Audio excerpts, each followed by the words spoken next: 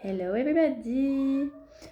Just a quick video regarding my post from last night. I was talking about this dream that I had when I was in New Orleans, and a video that I saw this morning, an interview from Ben Labolt, who is the communication director at the White House. And when he was talking, one thing that he said, when people are negotiating, you need to give them the room for the plane to land, and that nothing happens by chance. Everything, the synchronicities. Why did I watch this video this morning when I had this dream last night about I had this dream. Actually, there was Tony Robbins.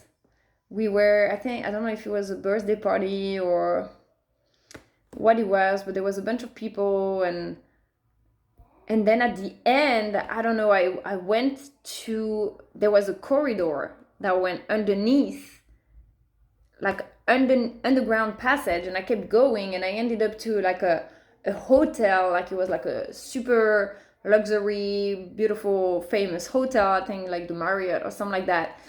And there were three of my paintings, but like nobody could see it. They were like high, hidden, on a side, and I don't know, in front of the bathroom, like nobody would see it. And they were like my paintings that right here on top of my door, right? So my portal, my most powerful paintings. And I remember in my dream being like, wow, all this work, and they're buying this and they're just putting it there. And it's crazy because in my dream I even remember the person who ordered the paintings for me. That was a literally complete alternative dimension. So of course that reminds me of the hospital. I did this collection of paintings for the hospital in New Orleans, and they never had tags put on, never had any feedback from it, no reference. So I felt like I was happy that I made the painting, but I never saw where they ended up, how, if they're visible, and this feeling of having all this work done that's not benefiting from people, from being seen. As I say all the time, I believe they have high energy and they should be seen. And then this morning, and so yeah, I go there, and then this morning I see that, and I remember that memory from New Orleans. So all this, see, all how your dreams are trigger, your traumas or your questions or your events, everything in dreams is put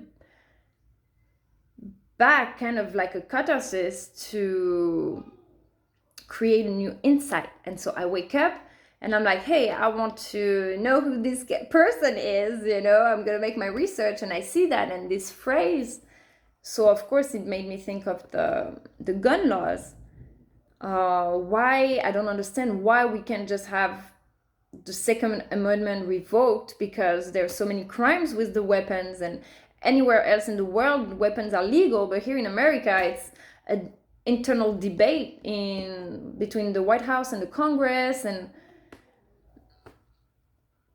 I don't understand why we don't just pass that law, and it's the law now, whether you're happy or not. It's national security matter. But then that took me back to this memory of these light beings, these aliens coming to me in that night, and how progressive that was. When you're negotiating, you need to give the people time to land the plane, and you're gonna see where, I know it's all over the place, but I was always, since I was born, I was already, even from my youngest age, I already believed in reincarnation. I was already, my first book, they were about UFOs and aliens. I was already convinced. When I was 13, 14, I started like these white magic rituals, like putting salt over me, calling upon the guardians of the elements. And I was watching this show, Charmed, where they have, the angels coming in their house and everything. And I was expecting that. I remember doing this little ritual, and I was expecting having the guardians of the element show up in my living room. And of course, nothing happened. And I was like, oh, well, whatever. I feel stupid, But it actually it's progressive, because even a mind that believes, that is prepared, still would maybe be scared. I don't know. Then in Peru in 2010, I remember I had many of paranormal experiences, but really in a physical. I remember being in Peru and I was by my window. I had this view on the beach in 2010, and I was sitting there by the window, and I see this light that's over the ocean that keeps passing by like that. So at first I'm like, oh, it's a helicopter or it's a plane, there. But then this stuff stops, like right in front of me, but far.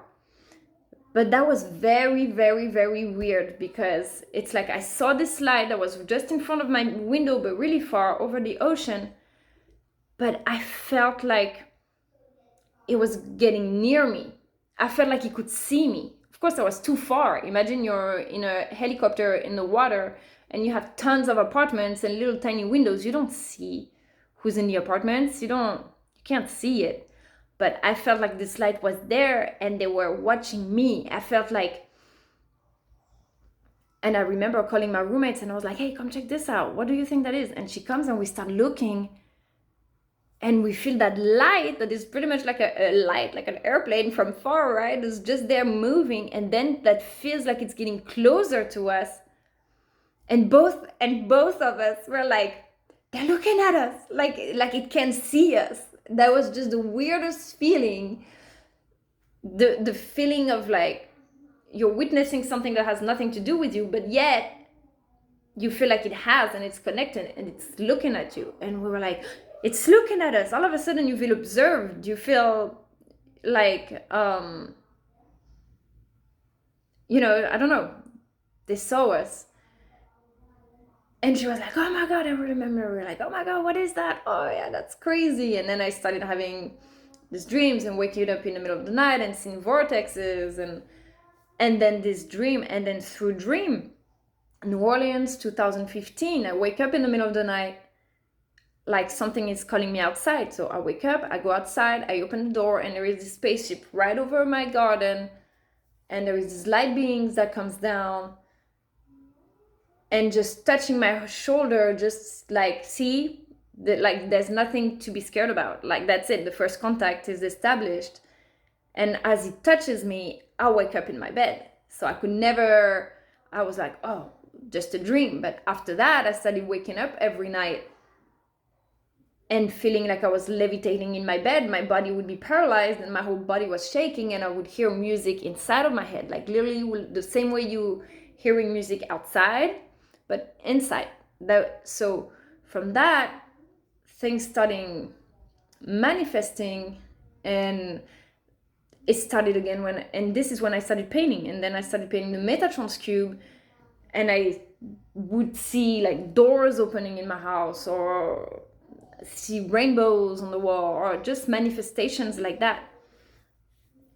But why am I telling you this long story? Because over the course of 10 years of an entire life, even for someone who believes and he's convinced and is seeking for it, it's got to be done progressively. Because imagine if I had an alien. Billy Carson was talking about how he had a gray alien in front of him one day, and he was traumatized. He was even crying because it was like, that was so shocking. So imagine for people who are religious and who have no idea about this kind of stuff, or I don't know. I know there was a conflict with my ex-husband as well, because I would tell him these stories and he would then, he would be into this kind of stuff, but to the point that when you're telling him it's happening to me, he would be like, yeah, okay, you're smoking too much, or okay, stop, now you got to come back to reality. And like I had some friends, remember, she was like, this stuff that you're talking about, it's we're worried about you, you're kind of crazy. So then feeling like nobody understands, and how sure of myself did I have to be to keep talking about it. And this is why I was so much about the Resonance Science Foundations or my mentors, because they encouraged me to not listen to the outer world, because my message, if I have that, needs to come through. and then finding the other people that maybe were feeling the same way. And now gathering, and through the social media, you're able to connect with those people and be like, oh, okay, well, I'm really glad I didn't doubt myself, because this is actually the future, this is actually what the mind of the general public was not ready to understand. And there is many books. Who was it who was saying, I think it was the former Canadian, I don't know if it was the Prime Minister or Secretary of Defense, I don't remember, Paul Hellyer. I think that he was talking about that there had been contact, and the politicians were contacted telepathically as well. So they're not denying it. President Obama, when he was asked that question, he never denied it. He never admitted it, but he never denied it either. They were like, oh, what if we were in contact with other species, intergalactic species or something like that? He would like, I would attend the Americans first, like a humor, but not denying either, oh, this stuff are completely crazy. So that was my thought process, that how long over an entire life, over 10, 15 years, it's got to take to become manifest, even for someone who's a believer.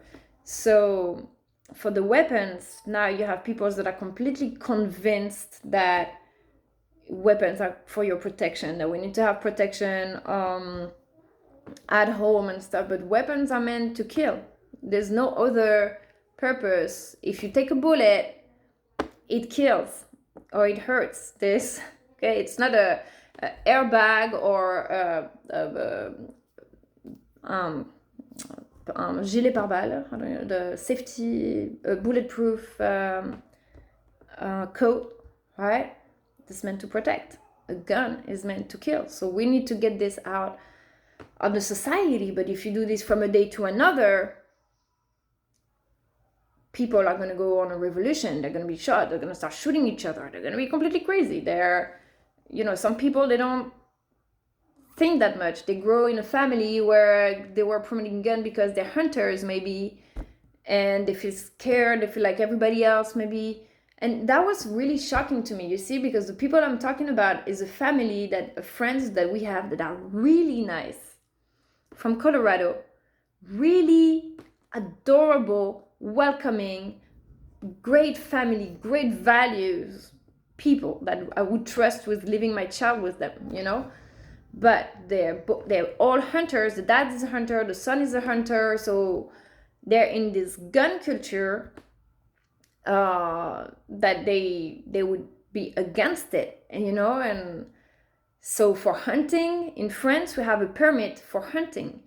It's different, it's have certain types of weapon. You have a permit to go hunting, even though I'm against it. I'm vegan, so I'm against going hunting. This should stop too, mostly when you have animals now that are in phase of extinctions because building cities and stuff. But still, I would be more pro-hunting than mass production of beef in your supermarket. If at least you take the strength and the time and the efforts to go hunt your own meat and go there and find that beast and catch your dinner for your family, I would more defend that than these poor cows that are put by thousands and killed, and we eat at the supermarkets, and kids, they don't even know what they're eating. It's a nugget? No, it's a chicken, So, of course, there's pros and cons, but to have weapons available to everybody massively like that, when I moved in the United States, we could buy a gun at Walmart. I remember going to Walmart and I could pick a gun if I wanted to.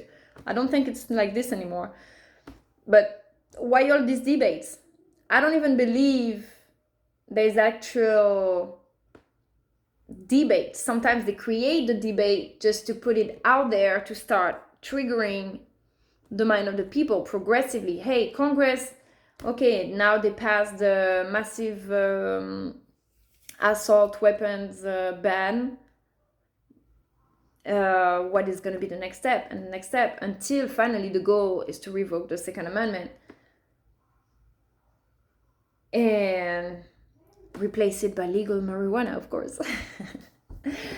But yeah, you see how the media, sometimes the debates, the conversations, they're created to progressively introduce some concepts. Same for the marketing. I see now Nassim Haramein interviewed by Lewis Howes, who is a marketing business self-development conferencer specialist, right? And now they're starting to introduce the magic science into these conversations. But Nassim, how long has his career been before this started to happen? 30 years, all of his life. And the Resonance Science Foundation, I don't know, I've been following them for 10 years already. So, and was not the beginning for them. They were already into all that. So things take time, and then it gives me hope for my own career then all this stuff that I've been doing now, there is a purpose, because the foundational work, maybe for these 5 years, many of my friends would tell me, you know what you're doing, it's not bringing you money, it's not bringing you any rewards, you just give up, you have a son to feed, and somehow I always found a way. The stress that I've experienced for these past years, that's horrible. I would never want to go through that again. But in the end, we're still alive. I still found solutions, lost a lot of friends. But if I didn't keep going, would I have even a chance to have that network, to connect with people, high level thinkers, high level actors, the United Nations, White House, or connecting, I don't know, the spiritual world? I'm really completely over them. I blocked everybody because I just don't think that they behaved well with me at all. But still, in the end, I kept going, with their support along the way. For that, I'm grateful. But all my friends who maybe were consistent in that area, then they stayed in that area. I'm trying not to offend, there's no better or worse, because we need the artist at the market who does it every week and she's thriving and stuff. But maybe if my business had been thriving, I would have been content with that. Or maybe this empathy that I haven't say that things are unacceptable, or even relationships, how it's easy to give advices when you're not in the situations. And now being a spokesperson for those who don't dare to speak because they have something to lose, or everything happens. But in the end, you see, 5 years of work and commitment goes a long way. So we'll see. I'm excited. Yeah, I don't know. It's getting tired. I just wanted to make a short video to talk about all this, and love how it's becoming interdimensional. The power of the colors, this is one thing I could bring. Oh yeah, one more thing. One thing, you see, even though I didn't have the direct rewards, instant rewards, but then when I get to my career, an amazing career, people are going to ask me, how did you do it? You're so lucky. Well, yeah, well, I worked for 5 years for free with no rewards and self-doubt and being mocked and blocked and all of that. Yeah, nobody wanted to do that. But in the end, I still left my mark. One day I posted that my city, Jacksonville, made me think of a city of crystals, because all the buildings, when you drive there, it looks like crystals. And I drove yesterday, and at the end of my street, they're building an obelisk. They're building an obelisk, like a bronze with crystal looking. It's not a crystal, it's paint and resin, I imagine, but it looks like a agate crystal, giant crystal obelisk. And I was like, that's my idea. Like, I don't know, that's my influence in the city, that us, the artists, not just me, but there's a lot of artists that are maybe grinding, but in the end it's coming together, and hopefully in 5 years the city is going to be amazing. I know it. But anyways, this obelisk, that made my day when I saw it, because I was like, well, you see, I did leave my mark. There is Egypt, there is crystals in my neighborhood popping up from the city.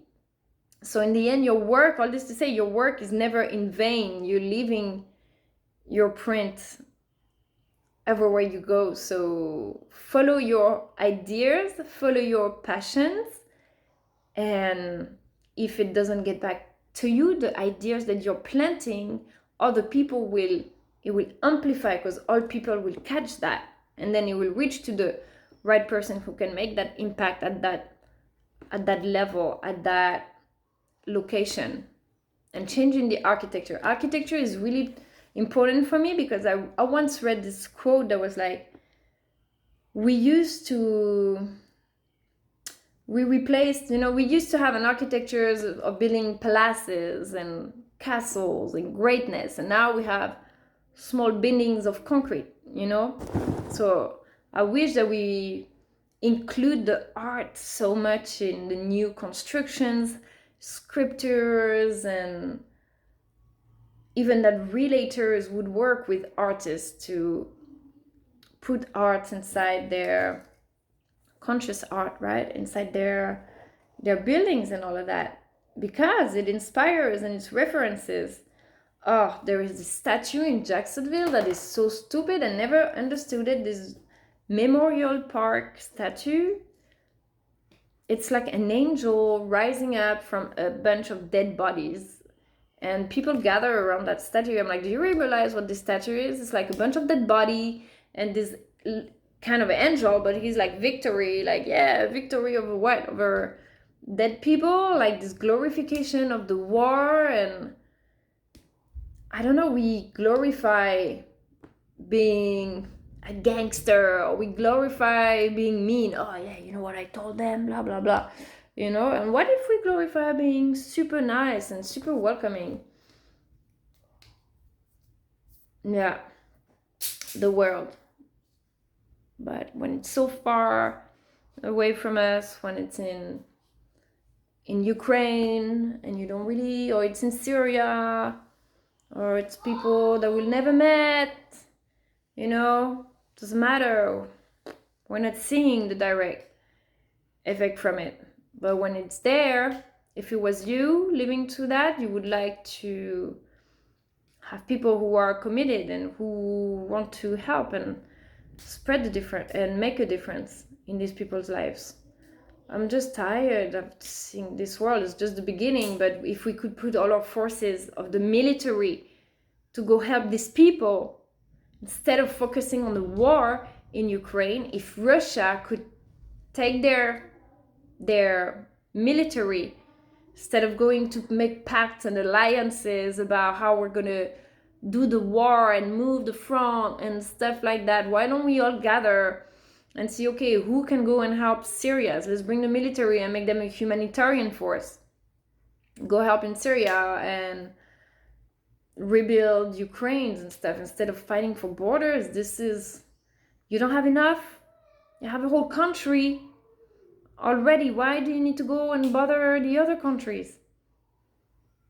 If it's not to make alliances and partnerships and build something incredible, well, maybe, I don't know, it's a place of history where we need to destroy so we can rebuild better. But in that case, you got to make agreements for it, not when you have people in the middle. That's crazy. I don't understand why we're still talking about this in the 21st century, when you had a world war 50 years ago, 70 years ago, and the whole world celebrated peace, and now they're getting back to this. I don't understand. Someone can explain. I still don't understand the conflict in Russia, in Ukraine. I still believe there is some lens of interest that they don't want to give up on. There's a lot of stuff we don't know, that maybe people who have been in the governments for a long time know all the secrets, and it's not always what it appears, or it's not always as easy because you have all it takes is a couple of people in the government that have some interest into conflicts, like weapon industry, for example, or maybe, I don't know, contractors, estate contractors, the ones that are going to be there called after. Who profits? That's the question. Who profits from these wars, if not the weapon industry? Question. All right, guys, that was my little video for today. I hope you have a great weekend.